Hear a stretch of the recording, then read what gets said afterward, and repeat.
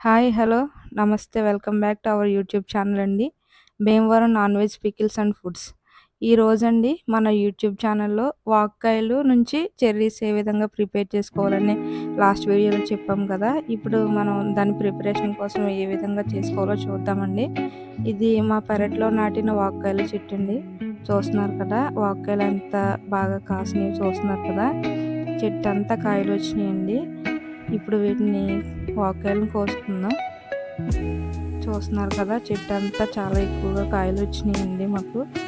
ఈ వాక్కాయ చెట్టుకి అక్కడక్కడ ముల్లులనేవి ఉంటాయండి. కోసుకునేటప్పుడు చాలా జాగ్రత్తగా వీటిని కోసుకోవాలి.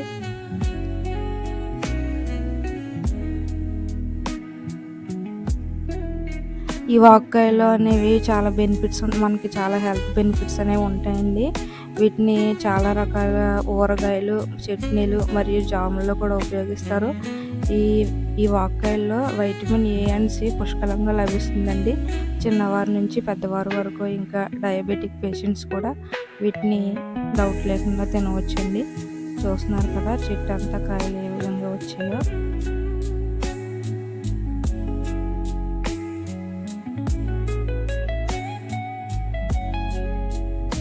ఈ వాక్కాయలు అనేవి మనకి వెజ్ అండ్ నాన్ వెజ్ కర్రీస్లో కూడా యూస్ చేసుకోవచ్చండి. మనకి పులుపుకి ప్రత్యామ్నాయంగా ఏ కూరలో అయినా వీటిని వాడుకోవచ్చండి. చాలా పులుపు అంటే చాలా ఎక్కువగా ఉంటుంది ఇందులో. మనం కూరల్లో వాటిలో బాగా వాడుకోవచ్చండి ఇవి. మనం నెక్స్ట్ వీడియోలో ఊరగాయ, ఆవకాయ కూడా ఏ విధంగా తయారు చేసుకోవాలో చూపిద్దామండి. ఇప్పుడైతే ఇవి కోస్తున్నాం కదా వాక్కాయలు. అన్నీ కోసుకున్న తర్వాత వీటిని శుభ్రం చేసుకోవాలండి. కోసుకునేటప్పుడు కొంచెం పాలు అనేవి కూడా వస్తాయి, జిగురుగా వస్తాయి. ఇంకా ముల్లులు కూడా ఉంటాయి కాబట్టి మనం చాలా కేర్ఫుల్గా వీటిని కోసుకోవాలండి.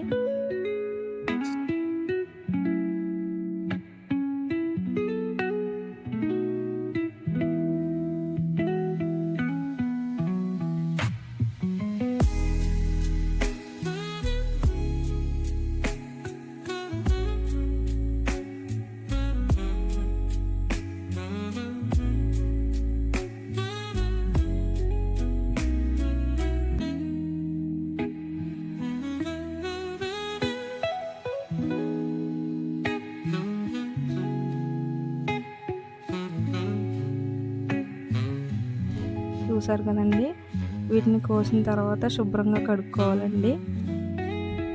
చూస్తున్నారు కదా, ఈ విధంగా క్లీన్గా వాష్ చేసి ఒక బౌల్లోకి తీసుకోవాలండి.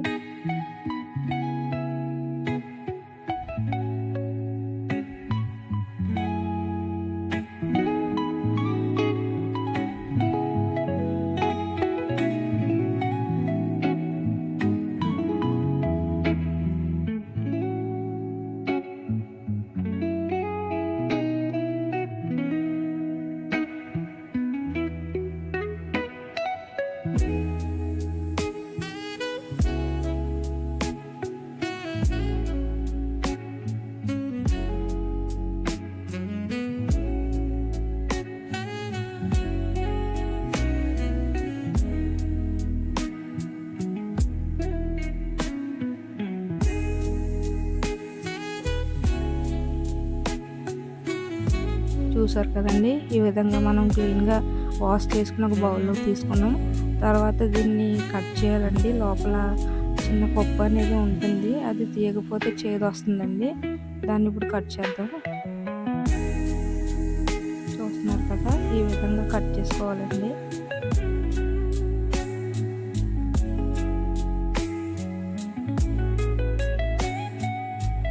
ఈ విధంగా కట్ చేసి లోపల పప్పు అనేది తీసేయాలండి, లేదంటే చేదు వస్తుంది.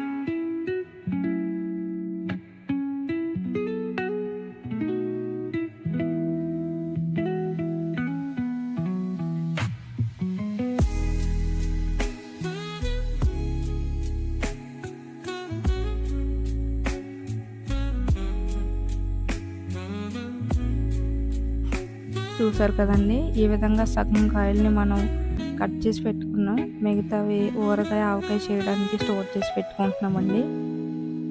చూస్తున్నారు కదా, వీడియోలో చూపించినట్టు ఈ విధంగా కట్ చేసుకుని పప్పు తీసేయాలండి.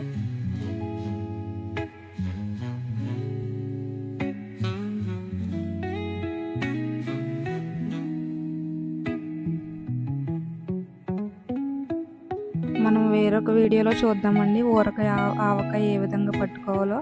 అది నెక్స్ట్ వీడియోలో చేసి పెడతామండి.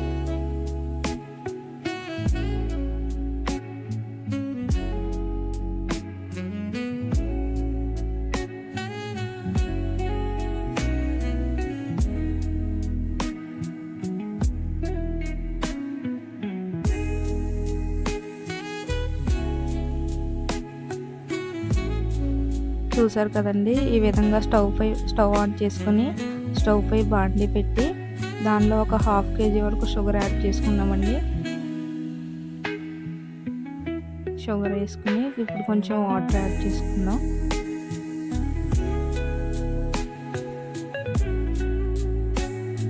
వాటర్ వేసుకుని కొంచెం తీగ పాకం వచ్చే వరకు కలుపుతూ దీన్ని చూద్దామండి.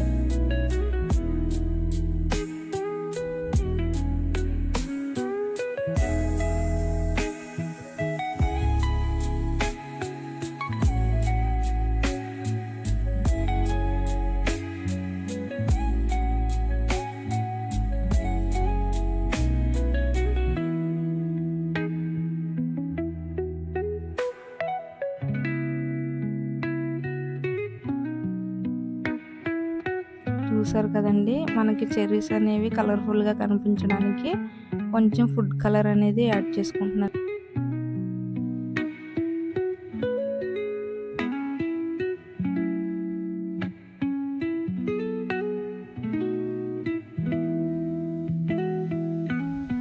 చూసారు కదా, మనకి ఇక్కడ పాకం అనేది రెడీ అయిపోయింది. లైట్గా తీగ పాకం లాగా వచ్చేసింది, ఇది సరిపోతుందండి. చూసారు కదా, మనం కట్ చేసి క్లీన్ చేసి పెట్టుకున్న ఈ వాక్కాయలు అనేవి ఇప్పుడు కొంచెం కొంచెంగా పాకంలో వేసుకుందామండి. స్టవ్ ఆఫ్ చేసుకుని వేసుకోవాలి. చూస్తున్నారు కదా, ఇక్కడ ఈ విధంగా కలుపుతూ ఈ వాక్కాయలు అనేవి మొత్తం మునిగేటట్టు కలుపుతూ చేయాలండి. ఈ విధంగా పాకం అంతా వీటికి పట్టేలా కలుపుతూ ఉండాలి. చూస్తున్నారు కదా, మొత్తం మునిగేటట్టు వీటిని 1 గంట పాటు ఒక పక్కకి తీసుకోవాలండి. ఈ వాక్కాయలు అనేవి ఈ పాకాన్ని అబ్జర్వ్ చేసుకునే వరకు 1 గంట పక్కన పెట్టుకోవాలండి.